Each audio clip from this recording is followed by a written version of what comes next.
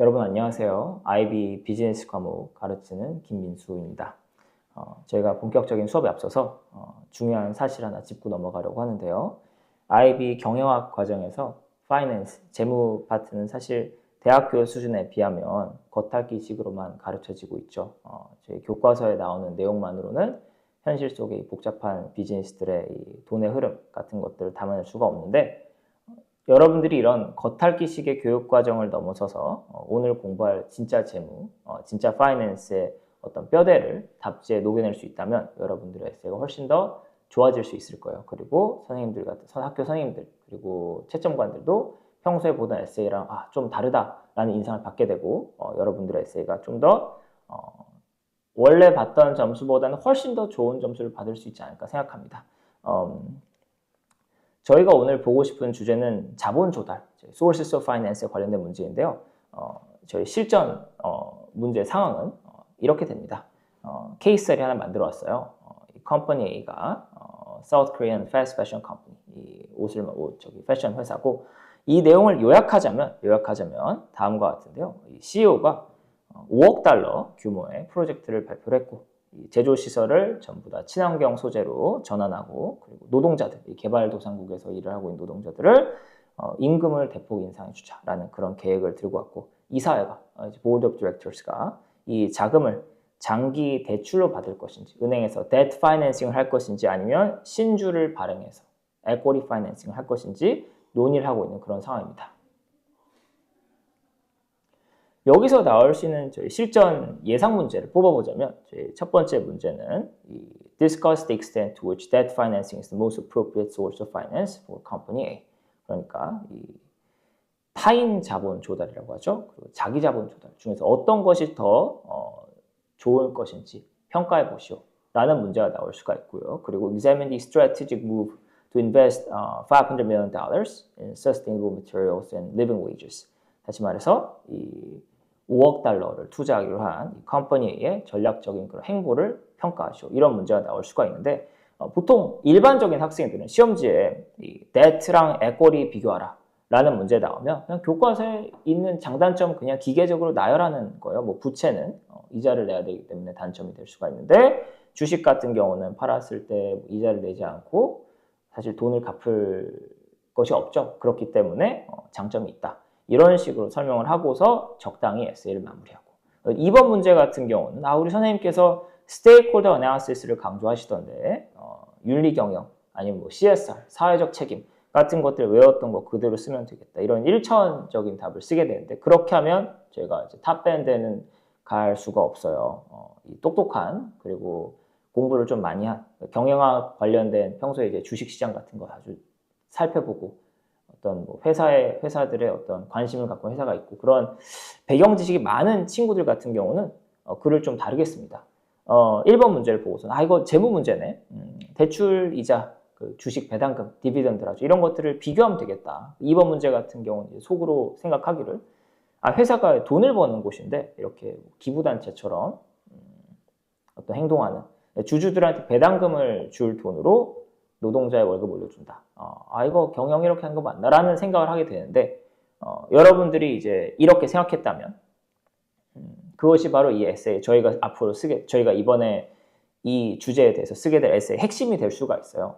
1번 문항에서는 돈을 어디서 끌어올 것인가? 이 재무 문제. 2번은 돈을 이렇게 막 써도 되는가를 묻는 전략과 어떤 윤리에 대한 문제인데요. 이 두 문제 모두 사실 저희가 에이전시 티어리라고 하는 대리인 이론이라고 하는 하나의 뿌리에서 나온 쌍둥이 같은 문제예요. 그래서 이 두 질문을 저희가 논리적으로 엮어서 어떻게 하면 10점 만점 에세이를 받을 수 있는가 저희가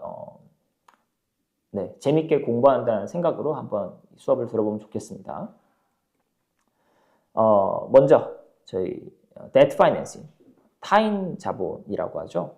컴퍼니 A가 두 갈래길이 있는데 은행에서 돈을 빌리거나 또는 주식을 찍어내서 새로운 동업자를 모으거나 하는 두 가지 방식이 있죠. 저희가 이 타인 자본, debt financing은 제가 여기 적어놓기를 cheapest but deadliest capital이라고 적어놨습니다. 자, 이게 무슨 얘기냐? 이 저렴한데요. 회사 입장에서 저렴하지만 근데 이제 목숨을 담보로 하는 돈이라고 적어놨는데 은행에서 장기 대출 받거나 또는 회사채를 번드를 발행하는 시기죠. 여러분들이 알아야 되는 그런 어떤 진실은 뭐냐면 기업 입장에서 조달 비용이 가장 저렴한 자본은 주식이 아니고 은행 빚입니다. 자, 왜 그럴까? 장점이 여러 가지가 있는데요. 첫 번째, 저희 최우선 변제권이라고 하죠. 최우선 변제권이란 건 뭐냐면 은행은 절대로 손해볼 장사를 하지 않아요. 회사가, 컴퍼니 A가 친환경 프로젝트가 망했다고 칩시다. 친환경 프로젝트 100%의 어떤 회사에 있는 그런 장비들을 친환경을 바꾸고 또 직원들의 어떤 대우를 많이 좋게 해주고 이런 어떤 프로젝트가 실패로 끝나서 회사가 파산한다고 가정해 보도록 하겠습니다. 그럼 법적으로는 은행은 다른 투자자들, 주주들보다 먼저 남은 그런 공장, 기계, 재고 같은 것 있죠. 이런 것들을 제일 먼저 회수할 수 있어요. 최우선 권리를 갖게 되는데 은행 입장에서는 그래서 돈을 떼일 리스크가 굉장히 낮습니다. 그러니까 리스크가 낮기 때문에 회사한테 요구한 이자율도 낮게 책정될 수가 있고 그 말인즉슨 회사가 더 낮은 비용을 마주하게 되는 것이죠. 자, 두 번째는 저희가 tax shield라고 하는 세금 방패라는 표현이 있는데요. 이거 채점관들이 아주 좋아하는 키워드고요. 기업이 은행에 납부하는 이자, interest payment 있죠. 이제 그런 것들은 경영 활동에 필요한 비용으로 인정받을 수가 있어요. 그래서 저희가 이제 영업이익이라고 하죠. 거기서 이자 비용을 먼저 빼고 그 다음에 나머지 금액에 대해서만 국가에 세금을 내게 되는데 저희가 corporate tax, 법인세를 내게 되는데 사실상 국가가 세금을 깎아주는 거죠. 세금을 깎아주고 이자 부담을 덜어주는 건데 이런 혜택들 때문에 컴퍼니 A가 체감하는 그런 실제 그런 조달 비용, 파이낸스에 따른 그런 비용은 표면적인 이자율보다 훨씬 더 낮아질 수가 있는 거죠. 자, 세 번째, retention of control. 학교에서 배웠을 겁니다. 경영권을 방어할 수 있는데요. 그러니까 은행 입장에서는 매달 이자만 잘 들어오면, 그러니까 원금, 소정의 원금과 이자만 잘 받을 수 있다면, 컴퍼니 A가 옷을 어떻게 만들건, 또 경영을 어떻게 하건, 전혀 간섭할 수가 없어요. 의결권이 없어요. voting rights가 없어요. 그래서 이사회가 갖고 있는 그런 회사에 대한 통제력이 100%가 되는 것이죠. 자, 그렇지만 이 어떤 저렴한 자본 이면에는 여러 가지 단점들이 있죠. 여러 재무적 고통, 그리고 저희가 여기 레버리지 위험 조건, 이걸 제가 gearing risk, 이거는 부채 비율을 말하는 것인데요. 은행 같은 여기 편집되겠죠. 중요한 네네네 편집되겠죠. 네네네 감사합니다. 네. 이 저렴한 자본 이면에는 치명적인 단점들이 여러 가지가 있는데요. 그 중에 가장 대표적인 것이 기어링 리스크라고 하는 레버리지 위험, 부채 비율에 문제가 있죠. 이 패션 업계 같은 경우는 유행이 갑자기 바뀔 수도 있고요. 또 갑자기 불경기가 찾아와서 국가의 어떤 GDP가 떨어지고 사람들의 소득이 떨어지고 결과적으로 사람들이 패션에 돈을 쓰지 않는다. 이런 상황이 왔을 때 이런 어떤 거시경제적인 어떤 위기가 닥쳤을 때 컴퍼니의 옷이 안 팔릴 수가 있어요. 매출이 떨어지고. 자, 그럼에도 불구하고 약속된 그런 원금 그리고 이자는 반드시 갚아야 되거든요. 그래서 이제 저희가 말하는 부채 비율, gearing ratio가 높을 때는 위기가 닥치면 유동성 위기가 생겨날 수가 있죠. liquidity에 문제가 생길 수가 있죠. 가장 대표적인 예시가 저희 Toys R Us에 관련된 Toys R Us라는 유명한 회사, 장난감 회사 있죠. 장난감 회사의 어떤 사태를 들어볼 수가 있을 것 같은데요. 빚을 엄청나게 많이 썼어요. 회사가 잘 나갈 때 장난감이 엄청 많이 팔릴 때는 세금 방패 효과가 정말 좋았는데 그런데 이제 아마존 나오면서 사람들이 Toys R Us 안 갑니다. 아마존에서 온라인으로 저렴하게 가격 비교하면서 사게 되는데 그렇다 보니까 오프라인 매출 떨어지고 토이즈 R Us는 근데 돈을 많이 빌렸죠. 그래서 수천억 원에 달하는 이자를 계속해서 은행에 갚아야 되고 결과적으로 이런 쇼핑몰 같은 혁신과 이제 혁신을 해내지 못하고 이자 비용을 너무 많이 감당하게 되면서 결국 파산을 하게 되었죠. 그래서 컴퍼니 A 같은 경우도 너무 많은 돈을 빚으로 지게 된다면 저희가 앞에서 얘기했던 그런 옷이 안 팔린 친환경 어떤 옷을 만들고 직원들 잘 대주고 하는 그런 게 전부 다 거대한 비용이 되어서 이 토이즈 R Us처럼 회사가 망할 수도 있는 것이죠. 다음으로는 equity financing, 자기 자본을 살펴보도록 하겠습니다.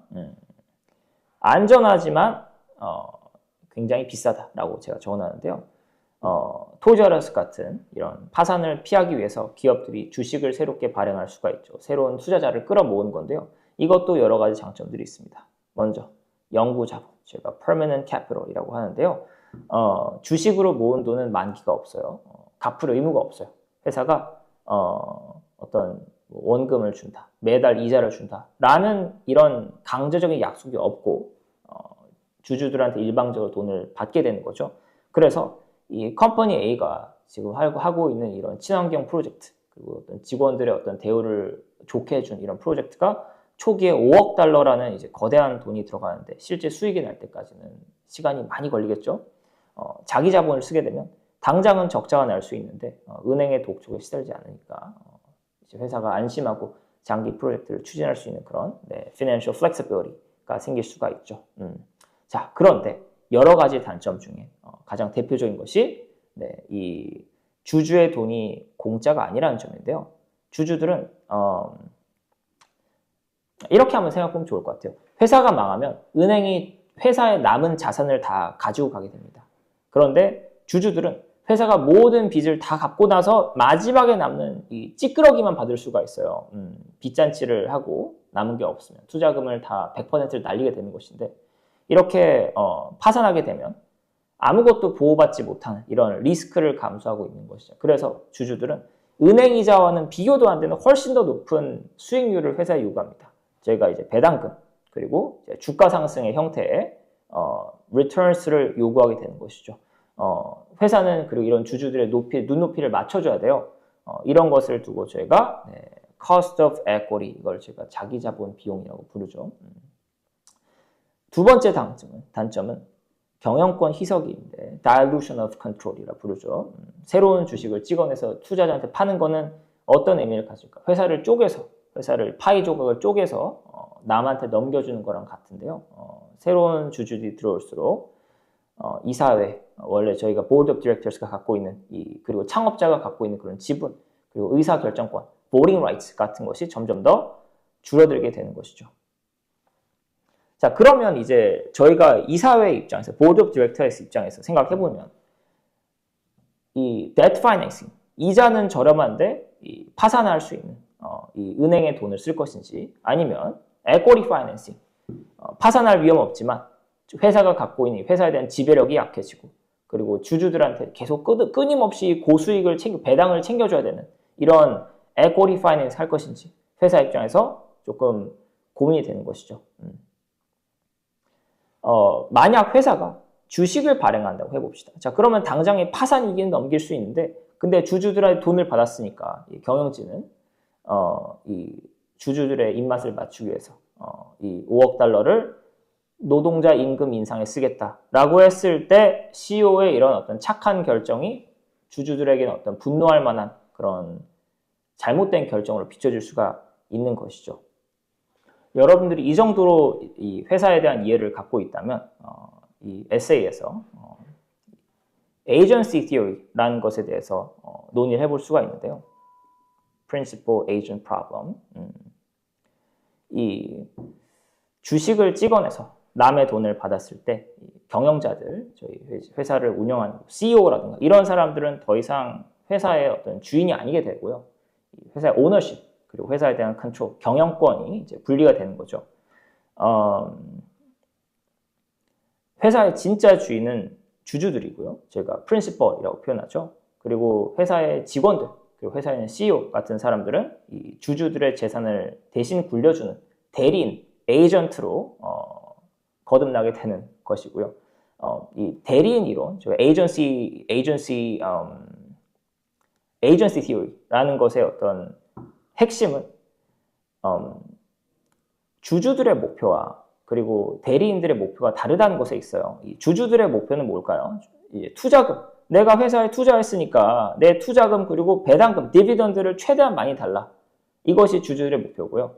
대리인들 같은 경우는 어때요? 회사의 이익 중요하겠죠. 그런데 내 명성도 중요하고요. 내 권력, 그리고 또 이제 어떤 뉴스에 나올 때 어떤 우리가 이 회사의 어떤 착한 CEO로 포장되고 싶은 그런 개인적인 욕망 같은 게 있을 수도 있잖아요. 이런 목표가 다르다 보니까 당연히 충돌이 발생할 수 있고 이런 것을 두고 저희가 대리인 문제라고 부르는 것이죠. 이 법적으로는 대리인인 경영자는 자신의 사적인 목표가 아니고 주주의 이익을 위해서 주주의 이익을 최우선으로 보호하고 극대화하는 그런 의무가 있어요. 그것을 두고 저희가 수탁자 의무, fiduciary duty라고 부릅니다.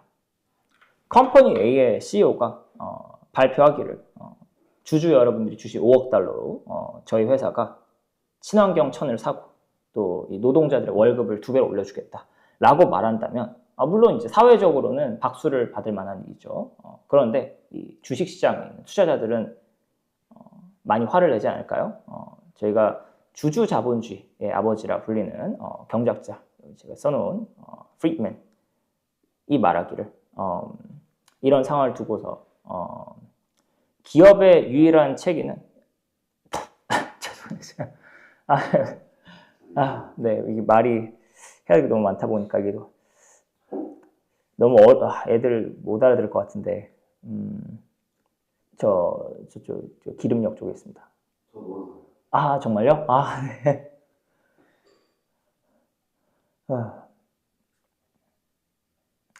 이제 한 반 왔는데 계속 빨리 하겠습니다.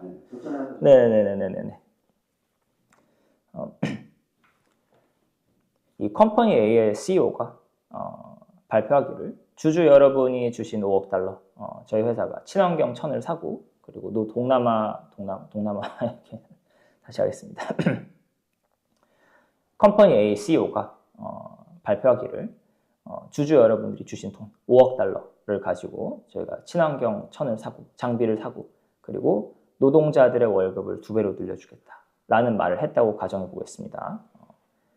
현대사회에서는 이것이 박수를 받을 만한 일이죠. 사람들은 좋아하겠죠. 그런데 이 주식시장에 있는 투자자들은 그렇게 이런 소식을 반기진 않을 거예요. 그렇죠? 경작자 프리드먼이 이런 말을 했습니다. The social responsibility of business is to increase its profits. 기업의 유일한 책임은 이익을 늘리는 것이다. 라고 했는데 이게 어떤 의미냐면요. 경영자가 이 주주들의 허락 없이 명시적인 허락 없이 이 회사의 어떤 단기적 이익을 희생해가면서 사회에 공헌하고 또 환경 보호 같은 돈 쓰고 한 것이 주주한테 돌아갈 배당금을 줄이는 거니까 이걸 제가 주주 자산을 유용하는 것이다 라고 표현했어요. 그래서 이 프리드맨 시각에서는 이 컴퍼니의 CEO가 물론 좋은 일 하는 것처럼 보이지만 착한 사람이 아닌 거죠. 이 주주에게 들어가야 될 돈을 자기 마음대로 써서 자기 어떤 도덕적 만족감 채우는 어떤 이 대리인 에이전트로서 어떤 횡령을 저지른 그런 배신자처럼 보일 수도 있는 거죠. 가장 대표적인 예시가 다논인데요. 다논 CEO가 전 세계에서 가장 유명한 그 ESG 경영이라 저희가 환경 또 사회 이제 거버넌스 지배 구조 ESG 경영의 어떤 아이콘 같은 사람이었는데요. 단순한 어떤 이윤 창출하지 않고 지구 우리 사회를 보호하는 그런 기업이 되겠다라고 선언했었고 실제로 엄청난 비용을 들여서 탄소 배출 줄이고 또 친환경 공급망을 만들어내고 이제 어떤 유엔에서 기후 회의를 했을 때 가서 연설해서 박수 받고 그런 사람이었는데 근데 이제 주식시장에서는 이 사람에 대해서 반응이 그렇게 좋지가 못했어요. 이 엄청난 돈을 이 착한 일에 쏟아붓고 있을 때 다른 회사들 경쟁사 네슬레라던가 유니레버 같은 회사들은 철저하게 이익을 챙기면서 엄청난 수익을 내고 결과적으로 단원의 주가가 엄청나게 떨어지고 그리고 저희가 말하는 이 행동주의 헤지펀드라고 하죠. 그 activist investors가 들고 일어나서 회사에 돈을 벌라고 회사에 많은 돈을 투자했는데 이 회사의 CEO가 우리 에이전트로서 대리인으로서 주주의 수익을 방해하지 못했다. fiduciary duty를 성공적으로 수행하지 못했다라고 이제 들고 일어난 것이죠. 그래서 회사를 압박하고 결과적으로 이 CEO는 회사에서 쫓겨나고 말았습니다. 네. 결과적으로 이 단원 CEO 얘기를 이제 듣게 되면 학생들이 이런 반응을 보이는 것 같아요. 이제 컴퍼니 A가 친환경, 노동자의 이런 임금, 노동 환경에 5억 달러 투자하는 거 이거 잘못된 거다. 친환경 선생님들 학교 선생님들께서는 친환경 얘기하고 어떤 노동자의 권익 그리고 어떤 사회의 어떤 환원 이런 것들을 말씀하시는데 선생님들 좀 보세요. 이런 문제가 있을 수 있으니까 당장 이런 투자 취소하고 주주들한테 배당금 줘야 된다. 이런 식으로 에세이를 쓰고 싶을 수도 있어요. 그런데 여러분들이 시험장에서 답지에 이런 식으로 쓰면 맞는 말을 해도 평범한 5점짜리 답안이 될 겁니다. 채점관이나 또는 이제 IB의 문제집, IB에서 주는 문제 지문 같은 경우 항상 기업이 이익을 깎아서라도 윤리적 책임을 다해야 돼요. 사회적 책임을 다해야 돼요. 저희가 CSR 같은 것들을 챙겨야 된다는 방향으로 여러분들을 유도해왔고 실제로 학교 수업에서도 계속 그렇게 배워왔잖아요. 이런 점을 잊고서 회사의 목적은 돈을 버는 profit maximization이기 때문에 CSR은 쓸데없다. 라는 식으로 IB랑 싸우려고 들면 여러분만 손해를 보게 됩니다. 채점관 그렇다고 해서 또 채점관의 비율을 맞추겠다고 주주가 무조건적인 손해를 보더라도 사회를 위해서 회사가 일방적으로 희생해야 된다. 라고 쓰는 것도 라고 순진하게 쓰는 것도 이제 또 최악이에요. 그래서는 안 되고요.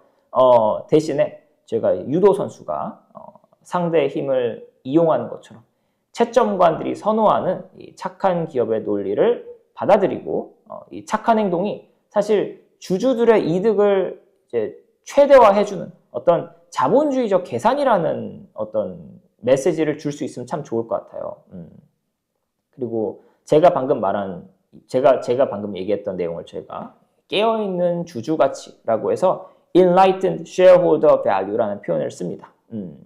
그리고 저희가 어떻게 하면 구체적으로 evaluation, 저희 에세이 결론부를 쓸 수 있을까에 대해서도 제가 살펴보도록 하겠습니다.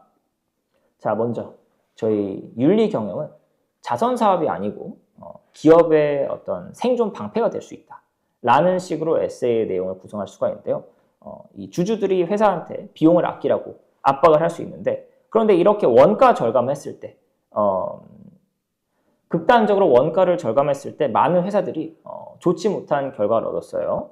저희 이제 영국 석유 그 BP가 기름 유출 사태를 일으킨 적이 있는데 안전 점검에 들어간 비용 몇 푼 아끼려고 하다가 폭발 사고를 냈고요. 결과적으로 전 세계적으로 환경 파괴 주범으로 낙인이 찍혔죠. 그에 대한 결과는 엄청난 벌금을 냈고 전 세계적인 불매운동 발생했고요. 그리고 많은 배상금 내고 결과적으로 주주 가치가 엄청나게 주주 가치가 정말 이 수십조 원에 달하는 주주 가치가 증발해 버리게 된 것이죠.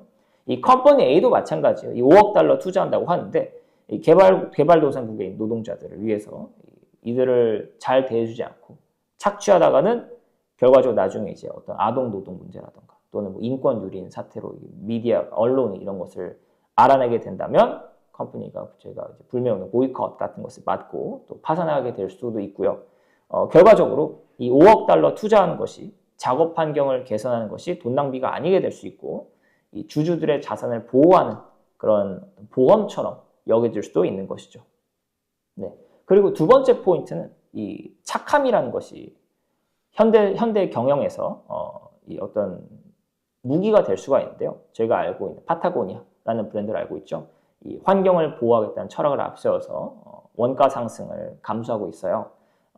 전통적인 저희가 말하는 에이전시 티오리, 대리인 이론으로 본다면 이게 사실 악의가 들어맞지 않는 것처럼 느껴질 수도 있어요. 그렇지만 그럼에도 불구하고 이 소비자들이 파타고니아 이런 어프로치를 보면서 이 파타고니아가 경쟁사보다 훨씬 더 비싼 가격표를 달아놓더라도 수요가 떨어지질 않죠. 저희가 흔히 말하는 경제학에서 말하는 price inelasticity, 가격의 비탄력성을 확보하게 된 것이죠. 컴퍼니 A가 우리는 100% 친환경 소재를 쓸 거예요 라고 선언을 할 때 소비자들이 그걸 보고서 이 회사는 정말 사회에 좋은 회사구나 라고 지갑을 기꺼이 열게 되고 이제 겉으로는 정말 이타적인 목표를 갖고 환경을 위하는 척하지만 실질적으로는 이 경쟁사들이 범접할 수 없는 그런 어떤 브랜드 에코리, 브랜드 자산이라고 하죠. 그런 것들을 구축하고 결국은 주주들에게 더 높은 어떤 가치를 안겨줄 수 있는 그런 마케팅 전략이 될 수도 있어요. 결론적으로 이 회사가 단기적인 어떤 매출 하락 또는 어떤 배당금, 디비던드가 축소되는 이런 것들을 감수하면서 직원들 그리고 또 환경, 우리 사회, 다양한 스테이크홀더를 챙기는 것이 결과적으로는 이 어떤 진정한 의미의 그런 fiduciary duty, 수탁자 의무를 다하는 방향으로 볼 수도 있는 것이죠. 저희가 그럼 이런 논리를 에세이에 어떻게 담아낼 수 있을지 제가 한번 정리를 해보았거든요. 저희가 네. 네, 에세이를 쓸 때 주의하면 좋을 점은 이 어떤 나의 입장과 반대되는 입장을 두고서 나이바, 순진하다라든가 또는 어떤 사회적 요구에 대해서 어떤 너무 비난하는 어조로 글을 쓰게 되면 또 감점을 당할 수가 있어요. 그렇기 때문에 저희가 이 막 어떤 회사의 이익만을 위한 그런 악당처럼 보이면 안 되고 겉으로는 채점관이 원하는 그런 도덕적 기준을 존중하는 척하면서 그 속으로는 이제 그런 윤리적인 잣대들도 이 회사의 이윤을 창출하는 그런 도구로 계산할 수 있는 그런 어떤 냉철한 관점을 유지한다면, 그런 어조를 쓸 수 있다면 여러분들이 훨씬 더 좋은 점수를 받을 수가 있고, 이제 그런 표현적인 측면에서도 저희가 부드럽고 또 학술적인 표현들 많이 쓴다면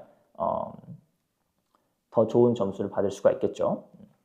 저희 먼저 네, 첫 번째 문단에서는 지문에 나오는 어떤 컴퍼니 A가 이런 착한 일을 하고 있다 라는 그런 감성적인 이야기를 할 때 저희는 아주 차갑고 또 건조하게 저희가 말하는 PLC, 주식회사죠. 주식회사의 핵심은 이윤 극대화다라고 선을 그어버릴 수가 있어요. 이 채점관한테 이런 메시지를 주는 거죠. 나는 이 지문에 나오는 어떤 감성적인 이런 주장에 휘둘리지 않고 회사들의 어떤 대원칙이라고 하죠. 회사의 대원칙을 명확하게 알고 있다라는 것을 보여주고요. 여기서 저희가 나워시 관련된 어떤 지식 관련된 그런 점수를 확보할 수가 있고요. 그리고 이 투자가 왜 이 갈등의 씨앗이 될 수가 있는지, 그리고 저희 말하는 agency problem, principal agent problem을 어떻게 일으킬 수가 있는지 어떤 프레임을 씌워서 저희가 글을 쓴다면 이 친구는 뭔가 좀 다르다. 다른 학생들의 어떤 단순한 에세이랑 비교했을 때 훨씬 더 깊은 면이 있다라고 점수를 주신 선생님들께서 생각하게 되실 거예요. 네, 제가 쓴 답안을 한번 살펴보도록 하겠습니다. 먼저 이 컴퍼니 A 같은 회사에 있어서 가장 중요한 목표는 이윤 극대화 그리고 주주 가치 극대화고, 따라서 5억 달러의 이 CSR 투자가 처음에는 초기에는 낭비로 보일 수가 있다. 왜냐하면 이 재무적 수익을 원하는 투자자가 있고, 그리고 어떤 윤리적인 행위를 원하는 그런 경영인, 대리인이 어떤 대리인 사이 충돌이 발생하고, 결과적으로 제가 알고 있는 이 agency problem, 또 이제 대리인 문제를 촉발할 수가 있다라는 것으로 제가 첫 번째 문단을 쓸 수가 있죠. 저희 두 번째 문단에서는요, 저희 두 번째 문단에서는요, 이 IB 에세이에서 가장 중요한 그런 균형 잡힌 시각을 보여주는 게 정말 중요한데요. 일방적으로 회사를 칭찬하면 안 되고요. 제가 아까 말했던 이 프리드맨의 관점에 빙의해서 CEO를 비판하면 좋을 것 같아요. 제가 흔히 아까 얘기했던 그런 횡령, 회사의 어떤 자금을 자기 마음대로 갖다 쓰고, 그런 어떤 수탁자의 fiduciary duty에 어긋나는 그런 행동들에 대해서 제가 비판하는 것이 어떻게 보면 하나의 모든 에세이에서 언급할 수 있는, 파이낸스 관련된 모든 에세이에서 언급할 수 있는 치트키처럼 쓰일 수가 있어요. 그래서 이 선생님들 입장에서 학생들이 이제 주주들이 배당금 못 받아서 화났다라고 쓰는 거는 좀 지루하게 느껴지고요. 경영자가 그러니까 반대로 경영자가 어떤 도덕적인 의무, fiduciary duty를 위반해서 주주들의 wealth를, 주주들의 부를 마음대로 썼다라고 학술적으로 포장을 했을 때 이 글은 정말 깊이가 있다라고 느끼게 되는 것이거든요. 제가 쓴 답안을 살펴본다면 이 전통적인 agency theory의 관점을 살펴봤을 때 이런 지출이 횡령으로 간주될 수가 있고, 비판하는 사람들은 CEO가 주주들의 명시적인 동의 없이 어떤 사회적인 그런 목표를 위해서 단기 이익을 포기하고 배당금을 희생하고 이런 어떤 잘못된 방향으로 fiduciary duty를 위반하고 있다고 말할 수 있다. 라는 식으로 저희가 두 번째 패러그래프를 구성할 수가 있겠죠. 네, 그 다음 단계에서는 저희가 채점가들의 어떤 기대에 부응할 필요가 있는데요. 채점관들, 학교 선생님들께서는 이 현대 비즈니스가 사회적인 책임을 다해야 된다고 믿는 사람들이잖아요. 이런 신념이 맞는 부분도 있고, 그 학교 선생님들의 그런 어떤 믿음을 존중해줘야 저희가 좋은 점수를 받을 수가 있어요. 그래서 저희가 해야 될 것은 현대 사회의 요구 무시할 수 없다라고 맞장구를 쳐줘야 되고요. 그렇지만 우리가 그런 입장을 취한 이유는 단순히 회사가 착해서 그렇다, 우리가 착해서 그렇다라고 쓰면 안 되고, 제가 이 똑똑한 경영자로서, 이 savvy management로서 이 관점에서 이 전략적인 판단을 내린다라고 말을 할 수 있다면 좋을 것 같아요. 결국 채점관의 어떤 자존심 또는 채점관의 이런 관점을 저희가 존중해주면서 저희가 자본주의적 논리를 가지고서 저희의 논리를 세울 수가 있는 것이죠. 현대사회의 관점은 기업이 단기적인 마진을 희생하더라도 윤리적인 운영을 우선시할 것을 요구하고 있는 그런 것을 언급해주고, 그리고 똑똑한 영리한 경영진은 이것을 재무적인 희생으로 보지 않고 저희 스테이크홀더스, 이해관계들의 기대에 부합하려는 그런 행동으로 볼 수가 있다.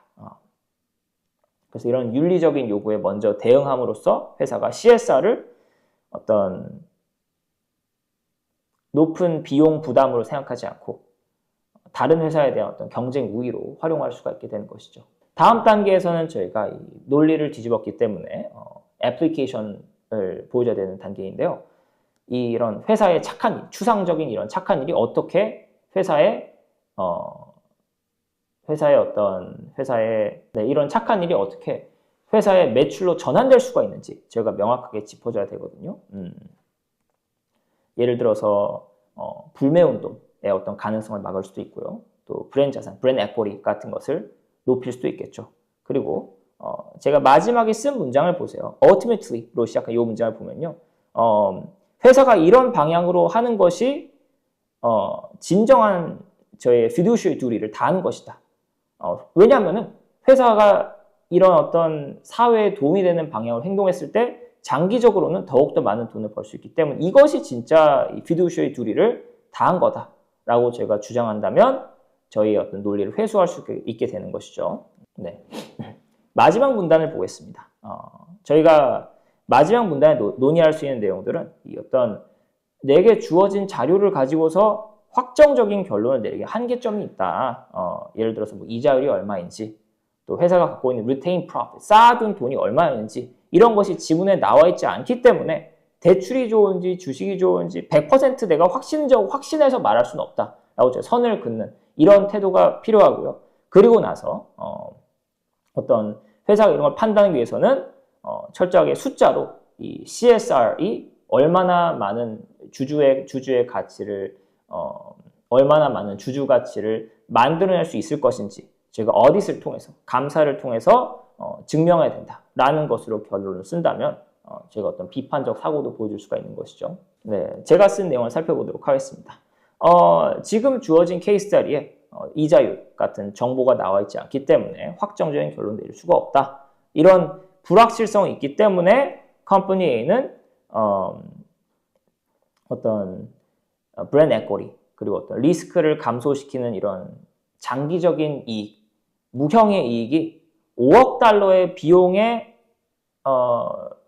들일 만큼의 가치가 있는지를 이제 판단하기 위해서 감사를 해야 된다. 어딧을 진행해야 된다. 그리고 궁극적으로 주식회사의 목표는 주주가치 극대화이고 경영진이 윤리적인 경영을 도구로 이용함으로써 사회적 요구에 부응하고 결과적으로 투자자의 부를 보호하고 성장시키는 어떤 지속 가능한 방법으로 활용할 여지가 있다라는 것으로 글을 마무리한다면 정말 이 어떤 IB 비즈니스를 듣는 학생이 쓸 수 있는 가장 좋은 글이 되는 것이죠. 네, 그래서 이 내용을 정리하자면 교과서에 나오는 어떤 debt financing 그리고 equity financing의 장단점 같은 것들은 사실 이 교과서에 나온 내용 암기는 누구나 할 수 있어요. 그런데 이 어떤 글 속에 저희가 다양한 어떤 계산 또 현실에 있는 비즈니스의 어떤 다양한 면들 채점관들이 기대하는 것과 내가 그 기대를 어떻게 역으로 이용해서 내가 평소에 공부했던 내가 이제 내가 이해하고 있는 debt financing과 equity financing의 장단점 같은 것들과 연결시켜서 최고의 말이 꼬여서 제가 이건 제 편집 부탁드립니다. 이렇게 해서 오늘 제가 준비한 내용을 다 살펴보았는데요. 교과서에 나오는 debt financing 그리고 equity financing의 장단점을 암기하고 이것을 그대로 옮겨 적는 정도는 누구나 할 수 있어요.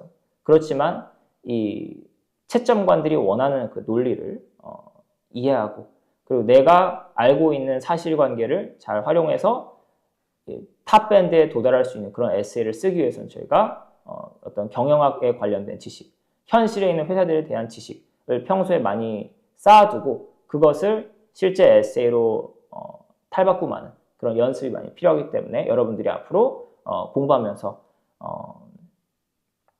철저하게 준비해서 IB 시험에서 좋은 결과를 얻었으면 좋겠습니다. 감사합니다.